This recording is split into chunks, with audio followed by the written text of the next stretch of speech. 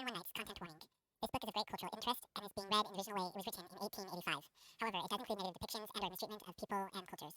These stereotypes were wrong then and are wrong now. I want to acknowledge its harmful impact and hope to create a more inclusive future together. Understanding the historical context, it is my hope that the great storytelling will be enjoyed and used as a source of inspiration, while the valid criticisms of negative stereotypes will act as an example of what not to do for people going forward. Puglan Yagali Du. Greetings, I am Siqaiyuk. Thank you for joining me. I will be reading the Book of the Thousand Nights and a Night, a plain and literal translation of the Arabian Nights, translated and annotated by Richard Burton. Volume 1. To the pure, all things are pure. Puris omnia pura. Arab proverb. The pleasure we derived from perusing the 1001 stories make us regret that we possess only a comparatively small part of these truly enchanting fictions. From Crichton's History of Arabia. I'm going to skip the introduction and go straight to the story.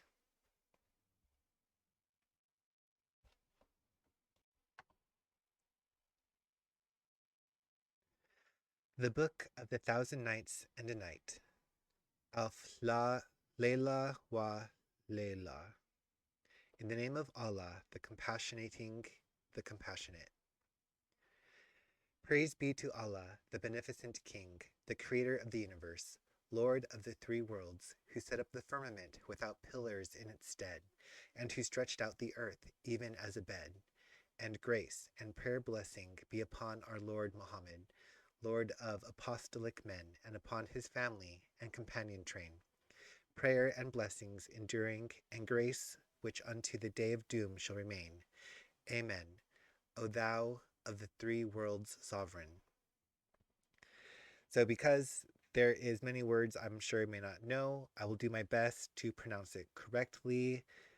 I basically know some of the stories, like from Aladdin was based off of one of the short stories from this. So I will do my best to pronounce it as best as I can. And afterwards, verily, the works and words of those gone before us have become instances and examples to men of our modern day, that folk may view what admonishing chances befell other folk, and may therefrom take warning, and that they may peruse the annals of antique peoples, and all that hath betided them, and thereby ruled and restrained. Praise, therefore, be to him who hath made the histories of the past an abomination unto the present. Now of such instances are the tales called 1000 Nights and a Night, together with their far-famed legends and wonders. Therein is it related, but Allah is all-knowing of his hidden things, and all-ruling, and all-honored, and all-giving, and all-gracious, and all-merciful. That in tide of yore, and in time long before, there was a king of the kings of the Banu Sasan in the islands of India and China, a lord of armies and guards and servants and dependents. He left only 2 sons, one in the prime of manhood, and the other yet a youth, while both were knights and braves, albeit the elder was a doughtier horseman than the younger. So he succeeded to the empire, when he ruled the land and lorded it over his lieges with justice so exemplary that he was beloved by all the peoples of his capital and of his kingdom. His name was King Shahryár, and he made his younger brother Zaman Height king of Samarkand in barbarian land. These two ceased not to abide in their several realms, and the law was ever carried out in their dominions, and each ruled his own kingdom, with equity and fair dealing to his subjects, in extreme solace and enjoyment. And this condition continually endured for a score of years. But at the end of the 12th month, the elder king yearned for a sight of his younger brother, and felt he must look upon him once more. So he took counsel with his wazir about visiting him, but the minister, finding the project unadvisable, recommended that a letter be written, and a present be sent under his charge to the younger brother with an invitation to visit the elder. Having accepted this advice, the king forthwith bade prepare handsome gifts, such as horses with saddles of gem-encrusted gold, Mamelukes or white slaves, beautiful handmaids, high-breasted virgins, and splendid stuffs and costly.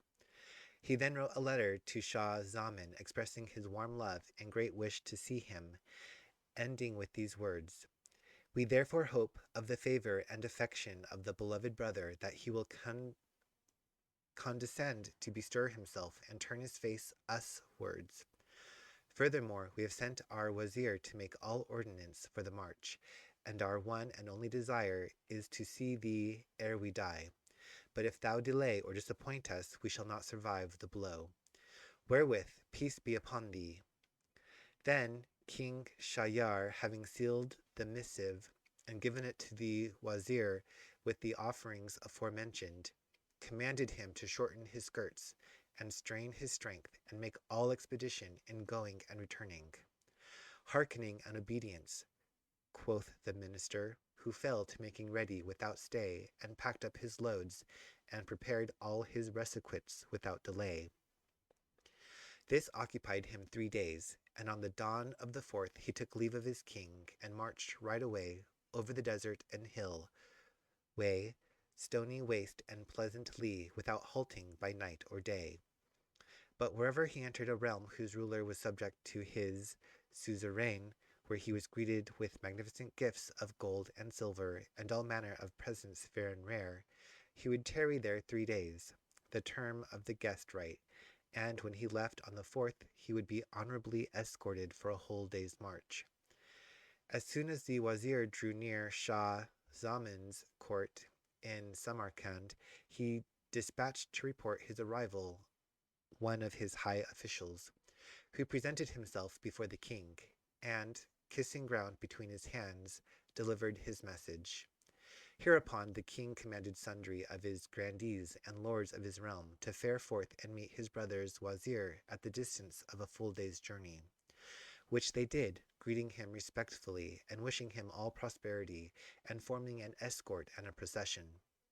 When he entered the city, he proceeded straightway to the palace, where he presented himself in the royal presence, and, after kissing ground and praying for the king's health and happiness, and for victory over all his enemies, he informed him that his brother was yearning to see him, and prayed for the pleasure of a visit. He then delivered the letter which Shah Zaman took from his hand and read. It contained sundry hints and allusions which required thought. But when the king had fully comprehended its import, he said, "I hear and I obey the commands of the beloved brother," adding to the wazir, "But we will not march till after the 3rd day's hospitality." He appointed for the minister fitting quarters of the palace, and, pitching tents for the troops, rationed them with whatever they might require of meat and drink and other necessaries. On the 4th day he made ready for wayfare, and got together sumptuous presents befitting his elder brother's majesty, and established his chief wazir viceroy of the land during his absence. Then he caused his tents and camels and mules to be brought forth and encamped, with their bales and loads, attendants and guards, within sight of the city, in readiness to set out next morning for his brother's capital. But when the night was half spent, he bethought him that he had forgotten in his palace somewhat which he should have brought with him. So he returned privily and entered his apartments, where he found the queen, his wife, asleep on his own carpet bed, embracing with both arms a black cook of loathsome aspect, and foul with kitchen grease and grime. When he saw this, the world waxed black before his sight, and he said, "If such case happen while I am yet within sight of the city, what will be the doings of this damned whore during my long absence at my brother's court?" So he drew his scimitar, and, cutting the two in 4 pieces with a single blow, left them on the carpet, and returned presently to his camp without letting anyone know what had happened. Then he gave orders for immediate departure, and set out at once and began his travel. But he could not help thinking over his wife's treason, and he kept saying to himself, How could she do this deed by me? How could she work her own death? Till excessive grief seized him. His color changed to yellow. His body waxed weak, and he was threatened with a dangerous malady, such as one as bringeth men to die. So the wazir shortened his stages, and tarried long at the watering stations, and did his best to solace the king. Now when Shah Zaman drew near the capital of his brother, he dispatched vaunt couriers and messengers of glad tidings to announce his arrival, and Shahryár came forth to meet him with his wazirs and emirs and lord and grandees of his realm, and saluted him and joyed with exceeding joy, and caused the city to be decorated in his honor. When, however, the brothers met, the elder could not but see the change of complexion in the younger, and questioned him of his case, whereto he replied, "'Tis caused by the travails of wayfare, and my case needs care, for I have suffered from the change of water and air. But Allah be praised for reuniting me with a brother so dear and so rare." On this wise he dissembled and kept his secret, adding, "O King, of the time, the Caliph of the tide, only toil and moil have tinged my face yellow with bile, and hath made my eyes sink deep in my head." Then the two entered the capital in all honor. The elder brother lodged the younger in a palace overhanging the pleasure garden, and, after a time, seeing his condition still unchanged, he attributed it to his separation from his country and kingdom. So he let him wend his own ways, and asked no questions of him, till one day when he again said, "O my brother, I see thou art grown weaker of body and yellower of color." "O my brother," replied Shah Zaman, "I have an internal wound." Still he would not tell him what he had witnessed in his wife. Thereupon Shahryár summoned doctors and surgeons, and bade them treat his brother according to the rules of art, which they did for a whole month. But their sherbets and potions not availed, for he would dwell upon the deed of his wife, and despondency, instead of diminishing, prevailed, and leechcraft treatment utterly failed. One day his elder brother said to him, "I am going forth to hunt and course, and to take my pleasure and pastime. Maybe this would lighten my heart." Shah Zaman, however, refused, saying, "O my brother, my soul yearneth for naught of this sort, and I entreat thy favor to suffer me tarry quietly in this place, being wholly taken up with my malady." So King Shah Zaman passed his night in the palace, and next morning, when his brother had fared forth, he removed from his room, and sat him down at one of the lattice windows overlooking the pleasure grounds. And there he abode, thinking with saddest thought over his wife's betrayal, and burning sighs issued from his tortured breast. And as his continued in this case, lo, a postern of the palace, which was carefully kept private, swung open, and out of it came 20 slave girls, surrounding his brother's wife, who was wondrous fair, a model of beauty and comeliness and symmetry and perfect loveliness, and who paced with the grace of a gazelle, which panteth for the cooling stream.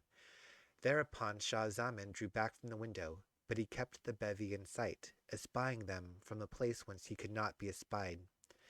They walked under the very lattice, and advanced a little way into the garden, till they came to a jetting fountain amidst a great basin of water.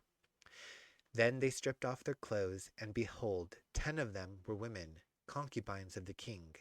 The other 10 were white slaves.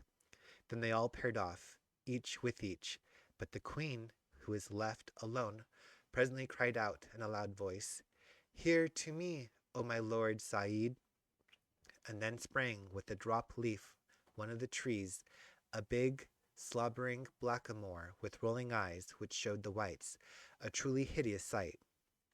He walked boldly up to her and threw his arms round her neck, while she embraced him as warmly. Then he bussed her, and winding his legs round hers,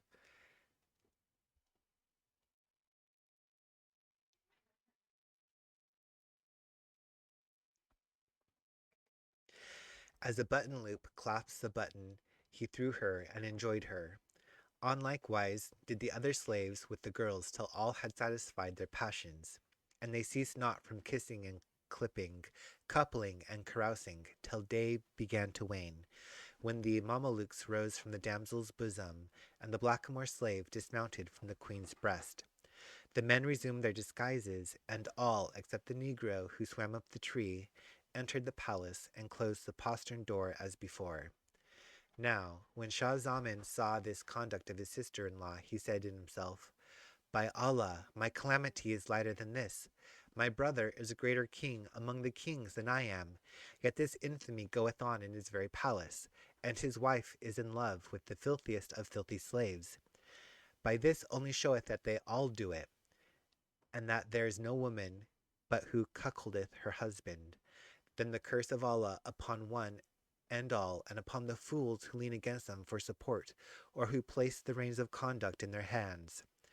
So he put away his melancholy and despondency, regret and repine, and allayed his sorrow by constantly repeating those words, adding, "'Tis my conviction that no man in this world is safe from their malice." When supper time came, they brought him the trays, and he ate with voracious appetite, for he had long refrained from meat, feeling unable to touch any dish, however dainty. Then he returned grateful thanks to Almighty Allah, praising him and blessing him, and he spent a most restful night, it having been long since he had savored the sweet food of sleep. Next day he broke his fast heartily, and began to recover health and strength, and presently regained excellent condition. His brother came back from the chase 10 days after, when he rode out to meet him, and they saluted each other.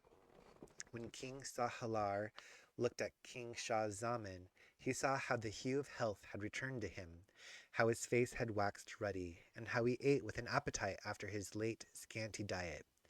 He wondered much, and said, "O my brother, I was so anxious that thou wouldst join me in hunting and chasing, and wouldst take thy pleasure and pastime in my dominion." He thanked him and excused himself.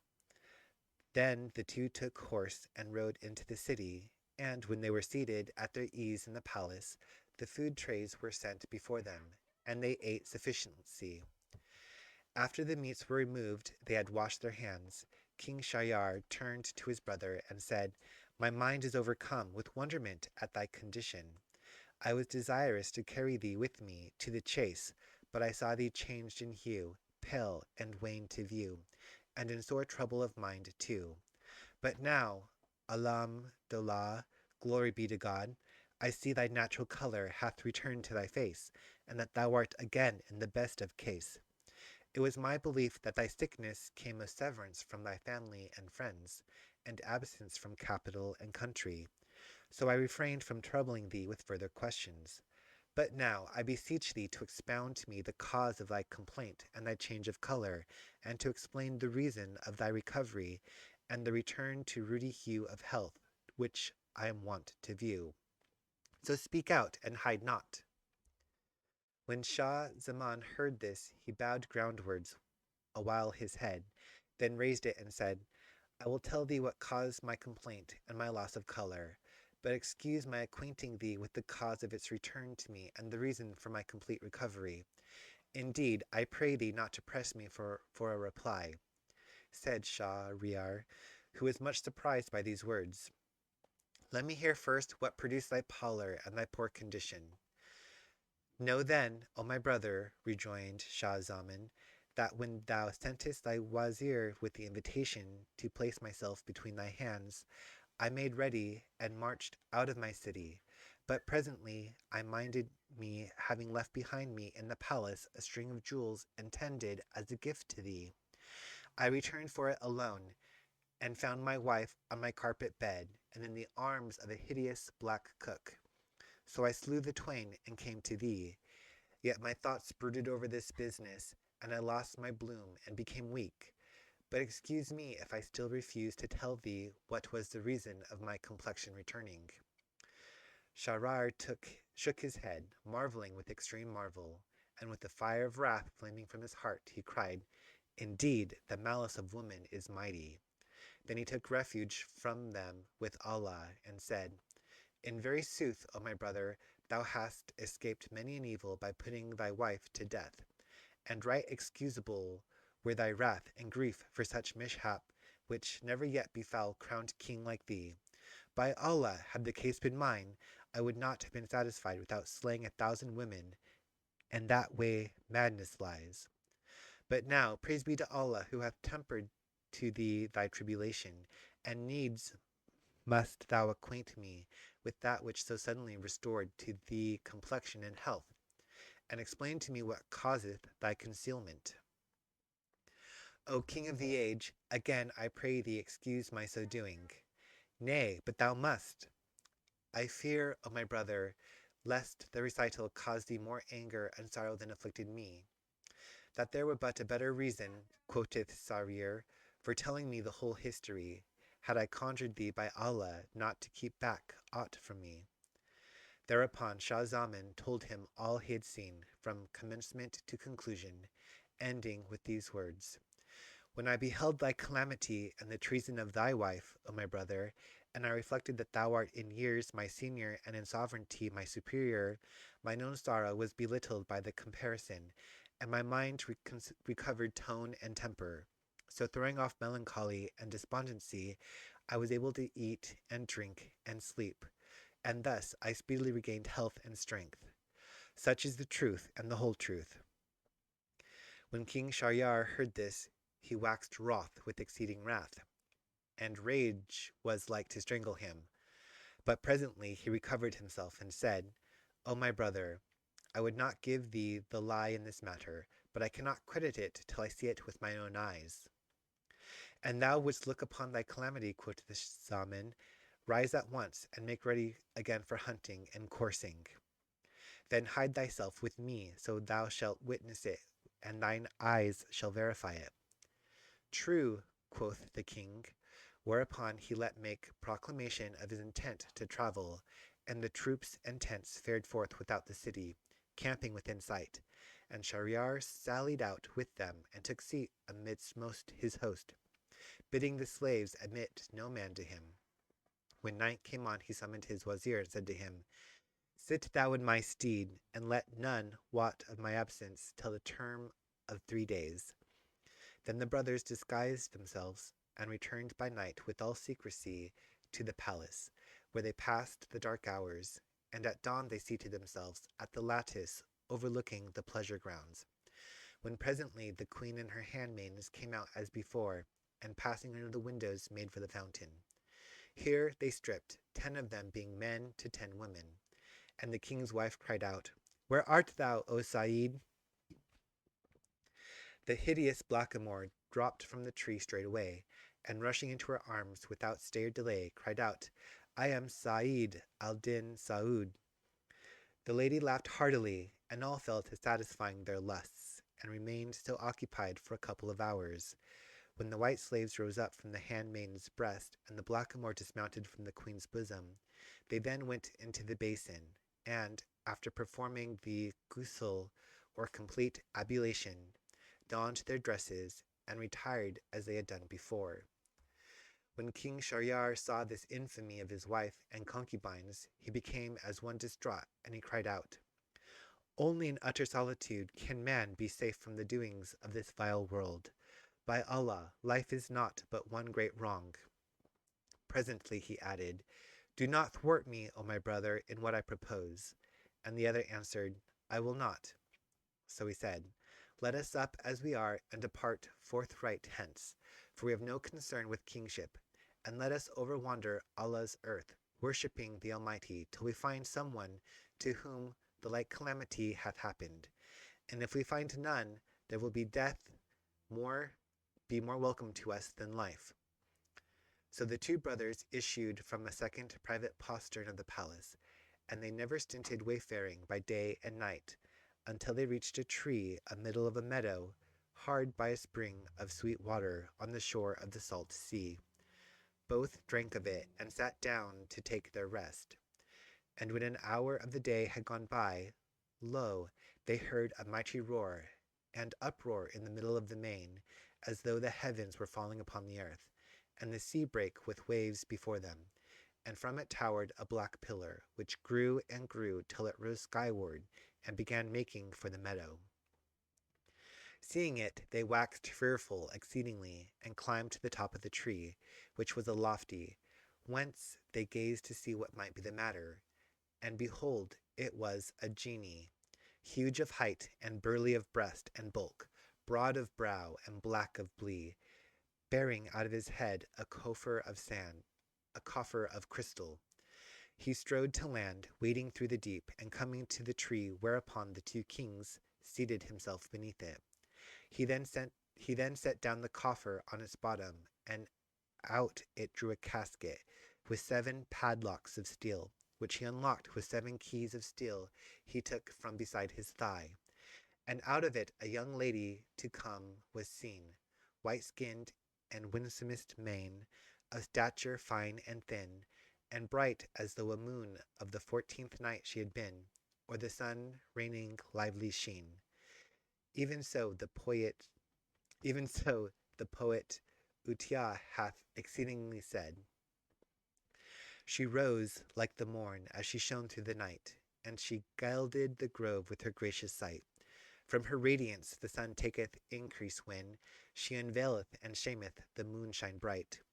Bow down all beings between her hands, as she showeth charms with her veil undight, and she floodeth cities with torrent tears, when she flasheth her look of levin light. The genie seated her by the tree by his side, and looked at her, said, O choicest love of this heart of mine, O dame of noblest line, whom I snatched away on thy bride night, that none might prevent me taking thy maidenhead, or tumble thee before I did, and whom none save myself hath loved or hath enjoyed. O my sweetheart, I would lie sleep a little while. He then laid his head upon the lady's thighs, and stretching out his legs, which extended down to the sea, slept and snored and snarked like the roll of thunder. Presently she raised her head towards the tree top, and saw the two kings perched near the summit. Then she softly lifted off her lap the genie's pate, which she was tired of supporting, and placed it on the ground. Then standing upright under the tree, signed to the kings, Come ye down, ye two, and fear not from this Ifrit. They were in a terrible fright when they found that she had seen them, and answered her in the same manner, Allah upon thee, and by thy modesty, O lady, excuse us from coming down. But she rejoined by saying, Allah upon you both, that ye come down forthright, and if ye come not, I will rouse you upon my husband, this Ifrit, and he shall do you to die by the illest of deaths. And she continued making signals to them. So, being afraid, they came down to her, and she rose before them and said, Stroke me a strong stroke, without stay or delay. Otherwise I will arouse and set upon you this Ifrit, who shall slay you straightway. They said to her, O our lady, we conjure thee by Allah, let us off this work, for we are fugitives from such, and in extreme dread and terror of thy husband. How then can we do it in such a way as thou desirest? Leave this talk, it needs must be so, quoth she, and she swore them by him who raised the skies on high, without proper pillar, that, if they worked her no will, she would cause them to be slain and cast into the sea. Whereout, out of fear, King Shahryár said to King Shahzaman, O my brother, do thou what she biddest thee do. But he replied, I will not do it till thou do it before I do. And they began disputing about fettering her. Then quoth she to the twain, How is it I see ye two disputing and demurring?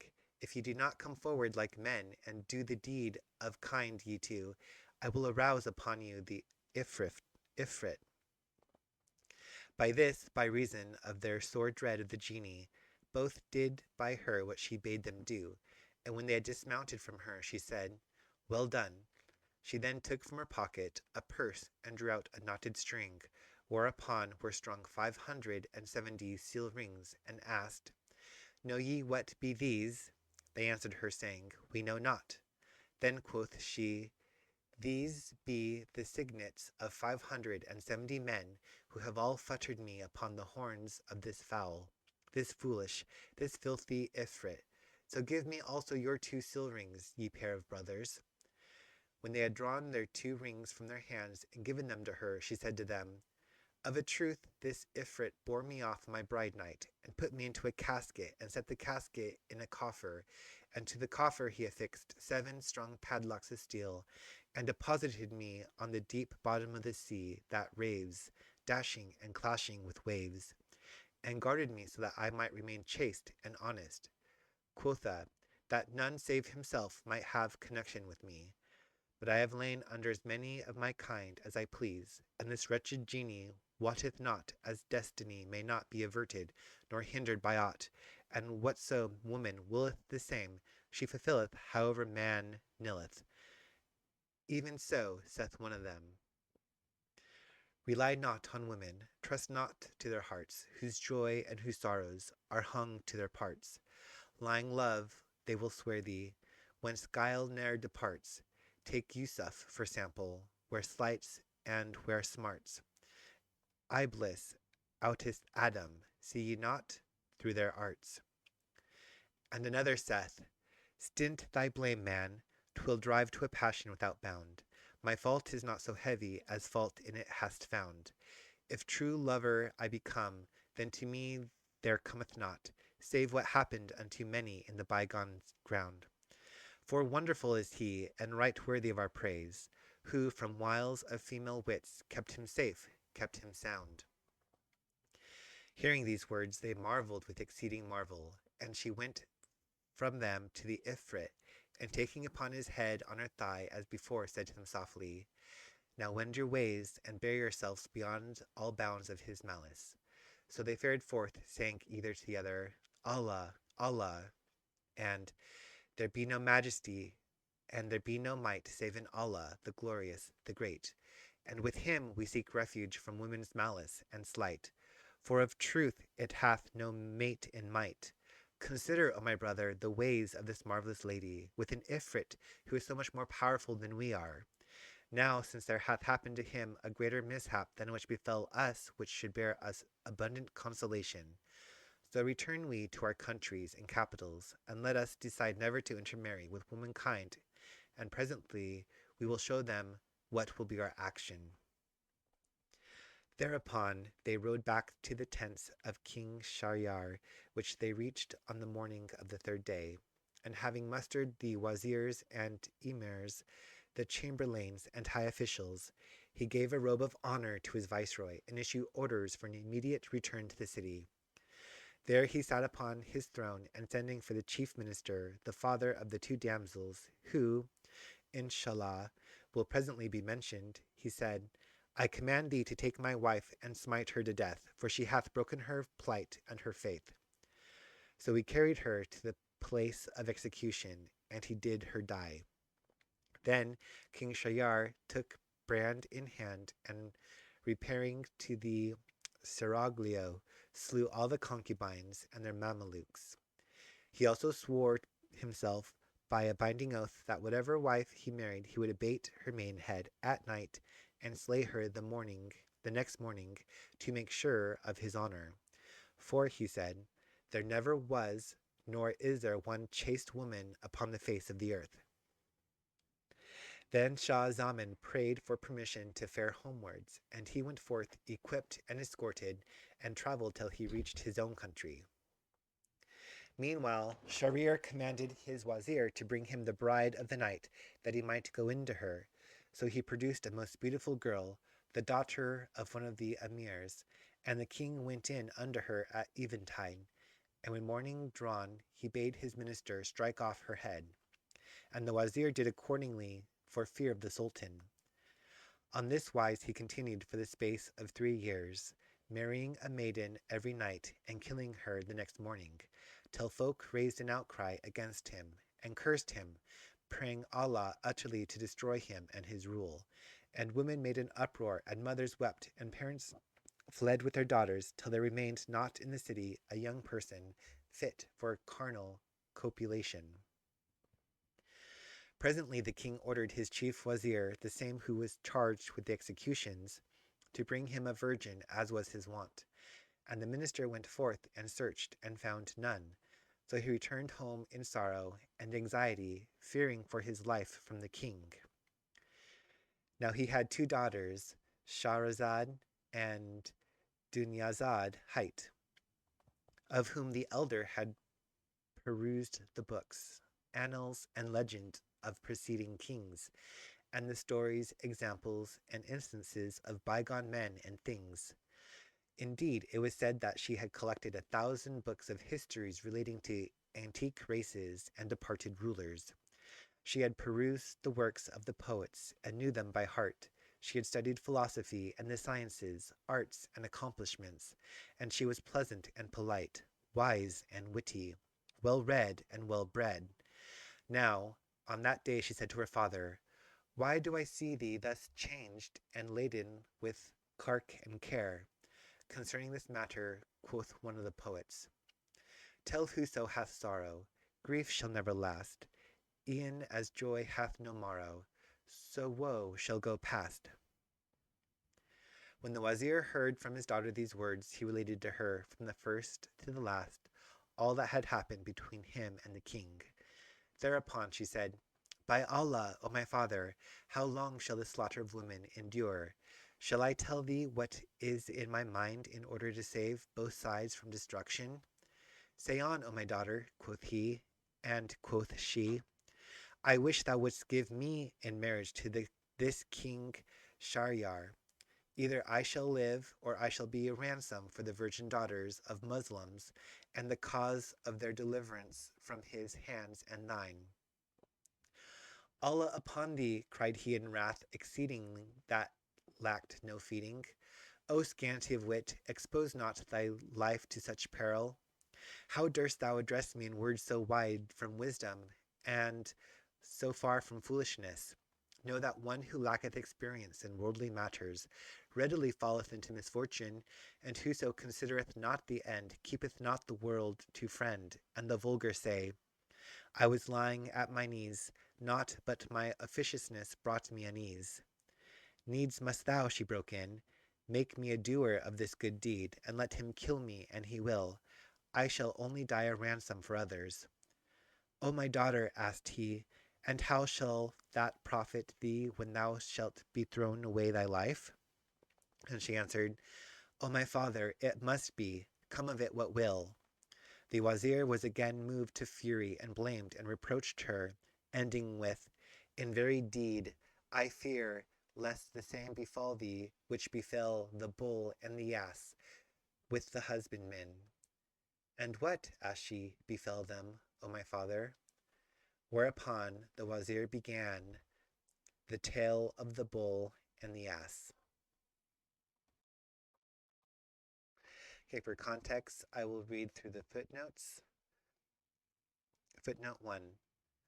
Allahu alam, a deprecatory formula used because the writer is going to indulge in a series of what may possibly be untruths.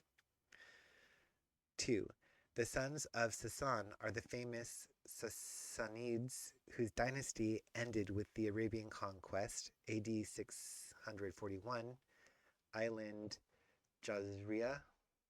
In Arabic, it also means peninsula and causes much confusion in geographical matters. Footnote 3. Shahryár, not Shahryár, Persian, city friend. The Bullock edition corrupts it.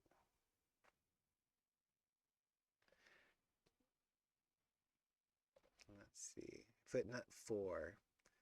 Galland writes vizier, a wretched Frenchification of the mincing Turkish mispronunciation Torrens.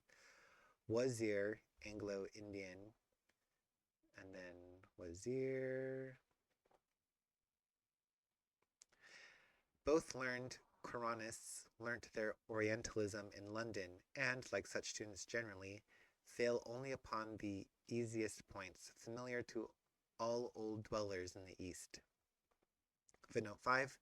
This 3 days term, rest day, dress day, and departure day, seems to be an instinct-made rule in hospitality. Many Muslims, it is sunnah or practice of the Prophet. Footnote 6 is I am sick at heart. 7. Debauched women prefer Negroes on account of the size of their parts. I measured one man in Somaliland who, when quiescent, membered nearly 6 inches. Okay, this is old-fashioned racism.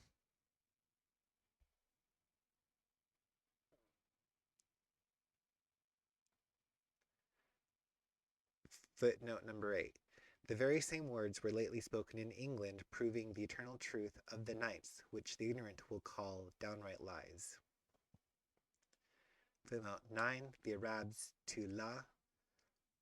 Footnote 10. Arab, Said wa Kanas. The former usually applied to fishing, hence Sayda, fish town, but noble Arabs, except the Caliph al-Amin, do not fish. So here it simply means sport, chasing, coursing, birding, and so forth.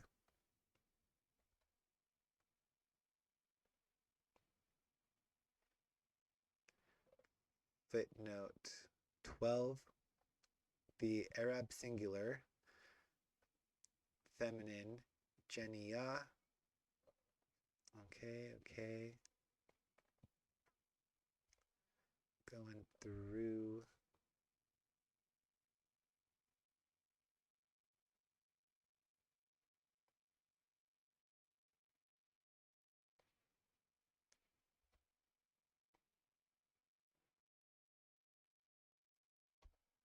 Yeah, I'm not seeing that.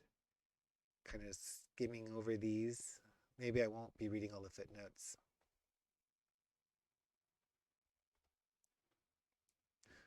So what was that, 24? The Wakener, because the ass brays at dawn. Huh, I didn't know that. I wonder if that's true.